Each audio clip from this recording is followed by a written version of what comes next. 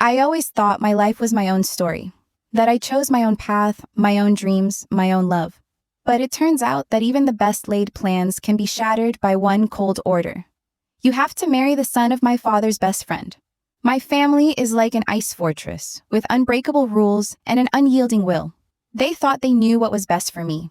They thought they could buy my life in exchange for a name and status. But I didn't become their puppet. I ran away, with my boyfriend, with my dreams, with my true self. And that runaway turned into a fight for freedom, for love, and for the right to choose my own path. My name is Julia Raymond. I was born in the small town of Ridgefield, Connecticut, the same one where everyone knows each other by name and rumors spread faster than a fire in dry weather. My father is Robert Raymond, a local legend, the owner of a large construction company, a man with a steely gaze and unwavering confidence. His word is law. And he is also the best friend of Henry Sutherland, an equally successful, slightly gruff, but very influential man. And they decided that their children, me and his son, were made for each other. You know how it feels when your life is decided for you? They don't ask, they don't take your heart into account. They just plow a path like a tractor through the forest. I was 22, fresh out of college in Boston, still smelling of books and dreams, and I was already being presented with a diamond engagement ring. It was given to me by Nate Sutherland, the son of my father's best friend. Perfect in theory. Tall, with a perfect smile, a business degree, and shoes that shone like his hair. I was sitting at the long wooden table in our living room when my father first announced his plans for my future. My mother poured tea as if nothing had happened, and I felt the water boiling inside me.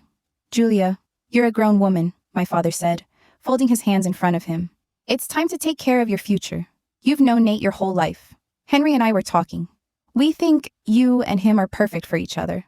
You'd make a great couple. A great business couple," Mom added, and everything fell into place. "You're not serious, Dad," I said, trying not to raise my voice. "I'm not a commodity. I'm not getting married for business. It's not just business, it's stability, reliability. Nate's a good guy. But I don't love him." My father grimaced, as if I'd said something hurtful. "Love is a fiction. It fades away. And respect, shared goals, that's what keeps a marriage going." I looked at him, at Mom, who was hiding her gaze, and I knew my fate was already sealed. They didn't ask, they presented it as a fact. And then, like the icing on the cake, Nate appeared. He brought roses, got down on one knee, and said it all as smoothly as boys who have never heard a no can say. "Julia, I can't imagine anyone else around. It makes sense. It's right. Let's make our parents happy. And maybe ourselves." I stood there, frozen. I smiled crookedly, as I had been taught since childhood to be a good girl. But inside me, another me was screaming, the real me. And then, when it seemed that I had been cornered, he appeared. Luke, my boyfriend, my secret, my salvation. We met back in Boston. Luke worked at an auto repair shop near campus. His hands were always in oil, but his heart was the purest I had ever known. We met when I brought my old Ford Mustang in for repairs. He looked under the hood and asked, "This thing is worth more than you." "But it has a soul," I answered. "Like you, apparently. And that's it. From that moment on, I belonged to him. Not in the way my parents wanted me to be owned. Not formally, not under a contract, but for real. We met secretly, at night, in parks, in cafes, in my dorm. I knew that my father would never approve of a guy without a tie and a diploma, but Luke was my truth. Now, when Nate got down on one knee in front of me, I realized I had to choose. Either obey my family or obey my heart, I agreed. But not to the wedding, according to the plan. Luke and I decided to run away, like in the movies, like those who no longer want to play other people's roles. We had a plan.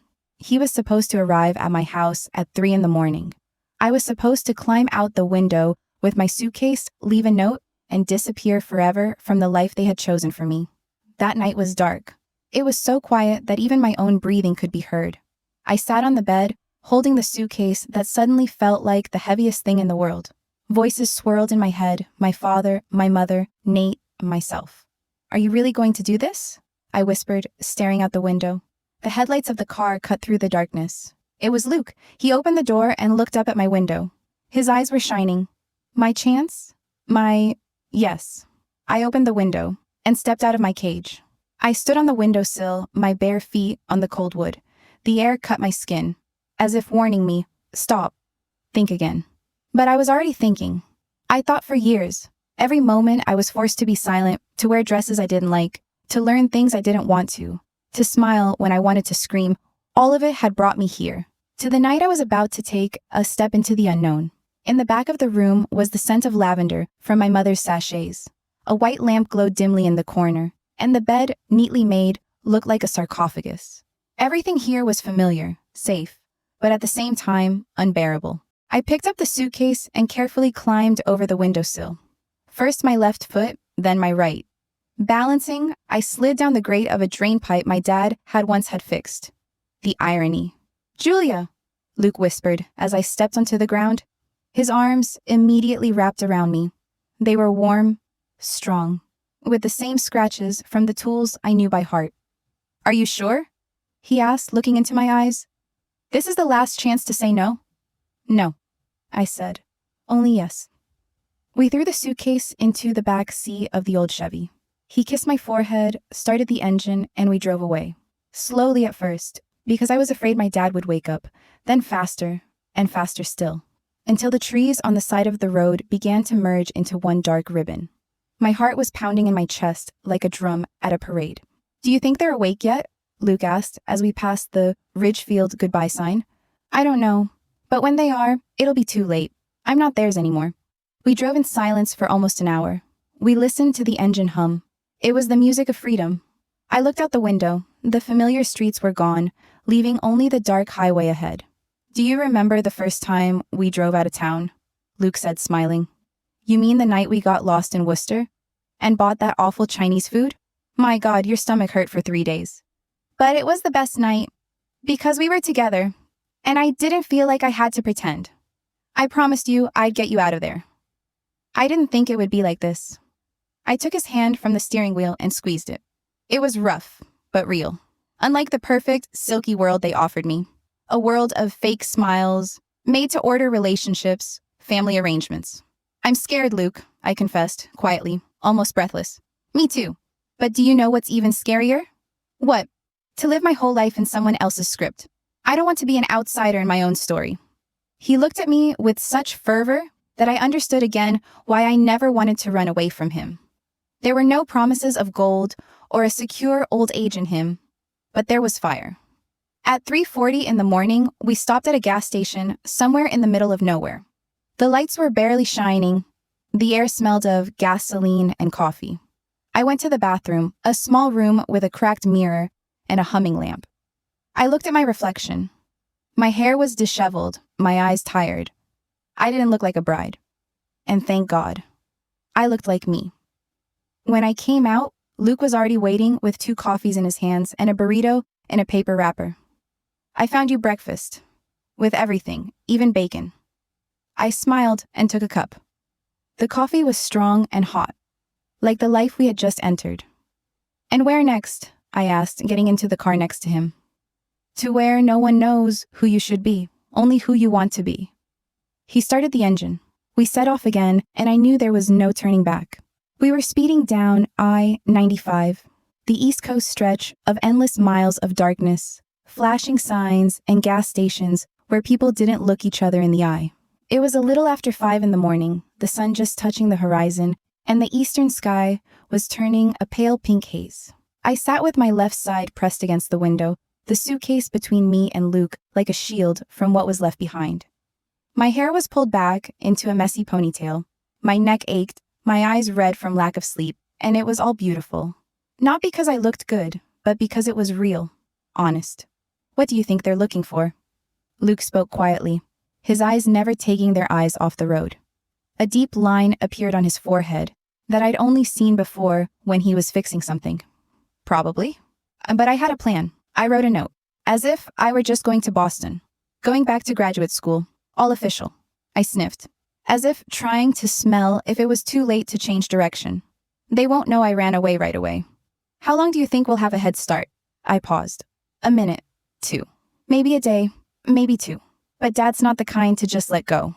Luke nodded. I could see his fingers tighten on the steering wheel. His silence spoke louder than any words. He knew who he was dealing with. He knew that Robert Raymond wasn't just Ridgefield Dad. He was the kind of man who could make a teacher change his grade, a builder turn in a project a month early, and a daughter marry his partner's son. "We're going to Savannah," he said finally. "My uncle has a garage there. He says he needs hands, and he says he doesn't ask too much. If we want, we can stay for a few weeks. Or forever." "Forever," I repeated, almost in a whisper. The word sounded like freedom. And like fear. I picked up the phone. It was 5:30. There were no messages.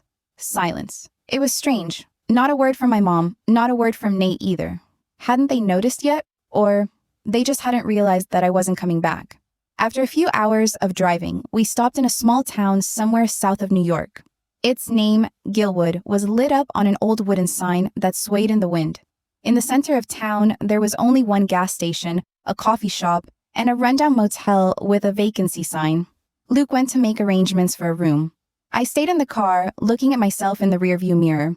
Does your face change when you run away? I guess so. Something new appeared in my eyes. Something that had disappeared years ago.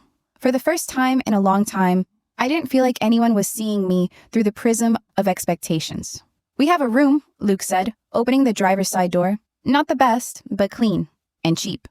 Like all the most valuable things, I smiled. The room was small. One mattress on a wooden platform, an old TV, a mirror that reflected you as if you were half a ghost. But this was our territory, our fortress.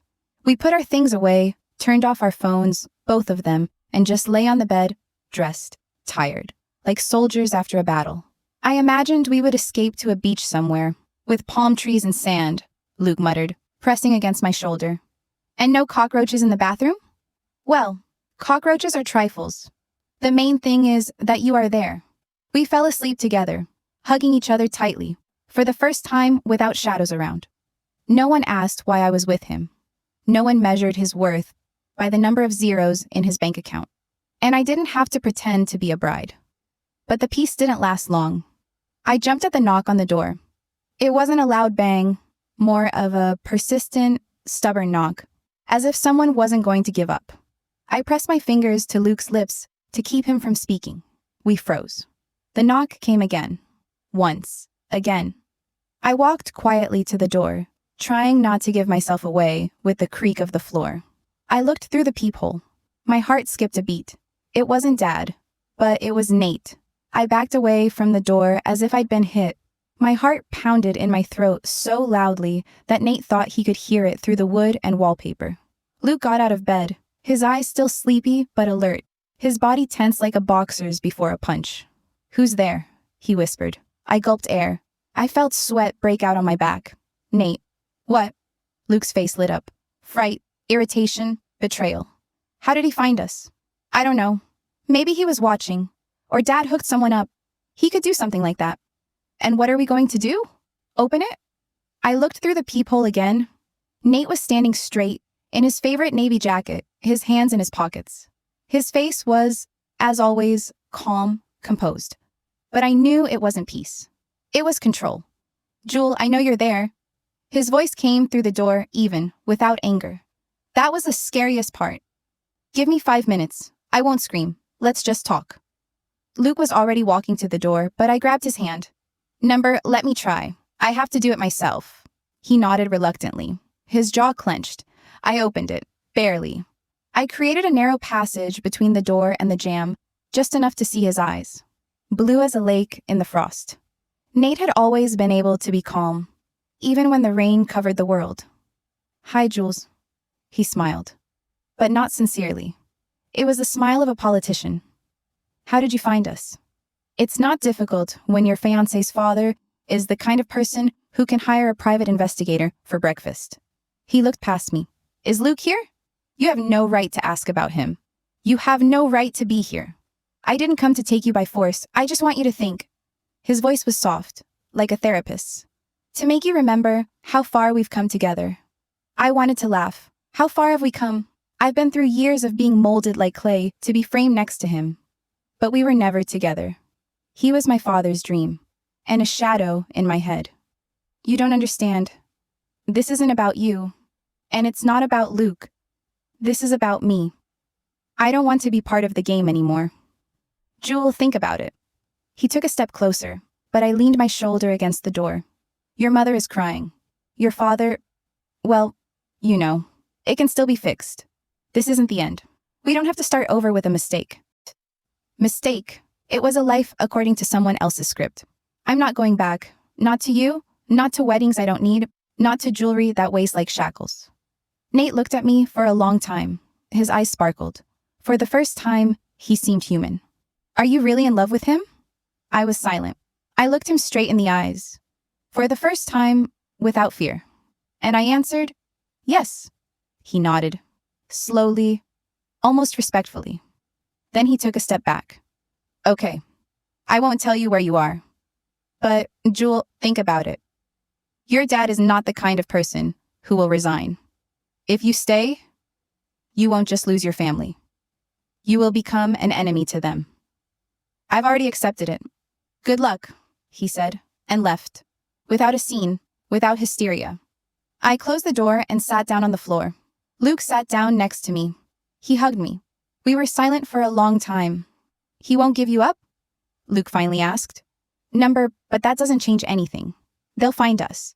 If not today, then tomorrow. If not in Savannah, then even further. Then we need to act quickly, Luke whispered. I'll tell you one thing.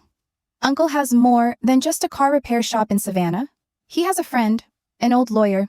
He helps with new documents, sometimes with name changes. I looked at him with wide eyes. Are you serious? Completely. If we really want to disappear, we have to do it for real. I was silent for a few seconds. Then I said, and what about my life? My name?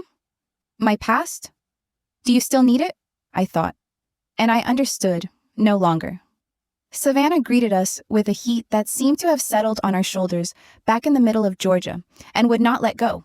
The air was heavy, humid, and smelled of dust, old trees, and the sweet syrup sold at every turn. Luke turned off the air conditioner. The car was old, it couldn't handle the heat, and we left the windows open, listening to the birds chirping somewhere between the petals of Spanish moss. The city was nothing like the one I grew up in.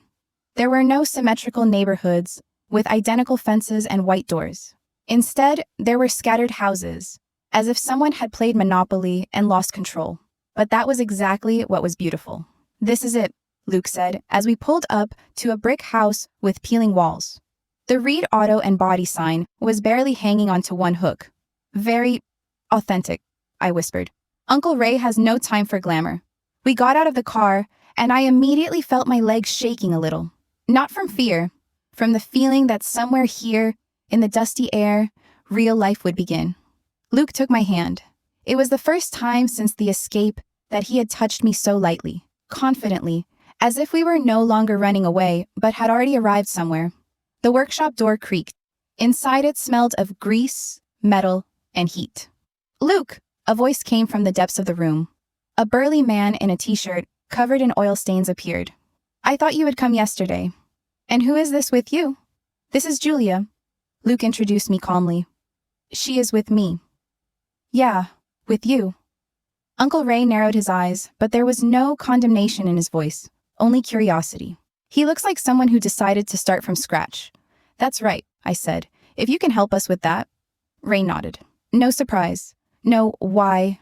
Just a silent, okay, we'll work with what we have. First, a roof over our heads. He wiped his hands on a rag. I have an old room upstairs. It used to be for interns. Not a hotel, of course, but there's a bed, and even a shower. Luke and I exchanged glances. That was enough. That evening, sitting on a cot in a room that smelled of paint and old wallpaper, we spoke in whispers, as if afraid of waking up the past. He's taking us to see his friend tomorrow, Luke said. A real old fox, almost 80. He used to work in the citizenship department. Now he's retired, but he has his channels. Channels? People who know how to make it, Luke explained. Not fakes. Real new documents, new names, new numbers. I hugged my knees to my chest. What's it like living with a new name? Luke paused for a moment. It's like erasing an old slate. At first it's scary, then it's freeing, then it's lonely. But if you know who you really are, the name doesn't matter. And who are you? I whispered. I'm the one who loves you and wants to start life over. With you. His voice didn't waver. I leaned forward and kissed him for the first time in days. Without haste, without fear, without thinking about who we had been up to this moment. The next day, we were met by Mr. Harper, short, hunched, in a dark suit that smelled of cigars and archives. In his office, which must have once been a bedroom, there were several safes, shelves of files, and an old typewriter on which he sometimes typed something. "Do you have a story?" he asked, opening his notebook. "How is that?" I asked. "A cover story. Where you're from, where you're going, what you did. You should know that better than your own name." "We came up with something," Luke said. "We're a married couple from North Carolina. She's a former nurse. I'm a mechanic. We moved here after our parents died. We're starting a new life. Names?" I looked at Luke. He smiled. For the first time, I'd seen him almost worried. "I'm Alex Whitmore." And I took a deep breath. Layla Whitmore." Mr. Harper nodded and began to write. The ink slid across the page with a certain solemnity. The words were etched forever. I was no longer Julia Raymond. I was Layla. Layla, like the beginning of a song I would write myself. That evening, I stood in front of a mirror, an old one cracked at the edge. I looked at myself, the same features, the same eyes, but not the same thoughts. "Layla," I whispered to myself. "Layla." And that name, for the first time, didn't seem like a mask. It was like an echo of my true voice, the one I'd been hiding for so long. Luke came up behind me and hugged me.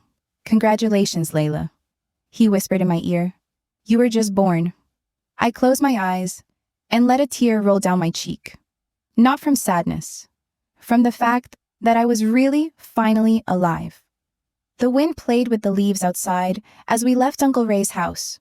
It was our last morning in Savannah, the last day we could afford not to think about the past, about what was left there in some other life, in which I was molded to fit someone else's dreams and plans.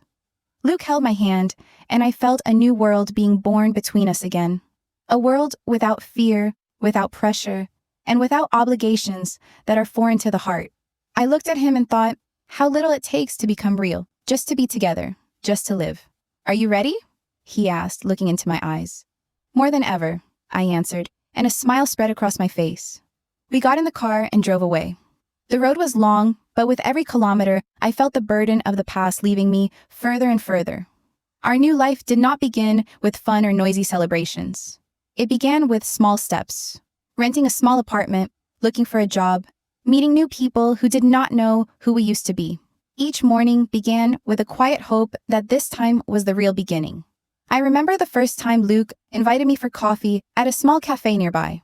At a glass-top table piled high with books and notes, he talked about his dreams, not the ones his father dictated, but the ones that came after we ran away. "You know," he smiled, "I want to open my own auto repair shop. Not the one my uncle had, but something of my own where I can teach people, help those who want to change their lives." I listened and thought about how important it is for each of us to have a place where we can be ourselves. "And me?" I asked. "What do I want?" "You? You've always been the one who conquered the world. Now, you can do it on your own terms." Night came quickly. We lay on an old couch we found at a yard sale, staring up at the ceiling, which was covered in patches of peeling paint. I told him about my childhood dreams of becoming an artist, of painting pictures that would inspire people. "And what are you going to do with it?" Luke asked, pulling me close. "I'm going to start painting, again, from scratch, without the fear of anyone saying it's not serious." He smiled and kissed my forehead. "Then go ahead, Layla. We are free." Freedom wasn't a moment, it was a journey of learning to trust each other and ourselves.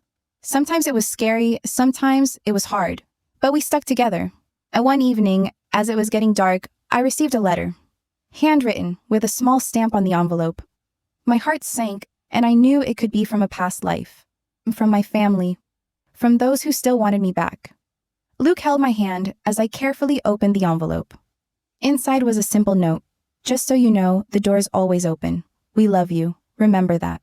I felt tears well up in my eyes, not from pain, but from understanding. Love can be let go, but it can be carried in your heart. My family loved me, but not the way I loved Luke, and not the way I love myself. "We are a family," I said, looking into his eyes. "It's just that now we are our own." Luke smiled. We knew there were many challenges ahead, but now we were together. Real, free. Life is a choice, and I chose mine. Without imposed roles and obligations. With Luke, with a new name, and a new dream. I am no longer someone's daughter. I am Layla, the one who boldly looks to the future.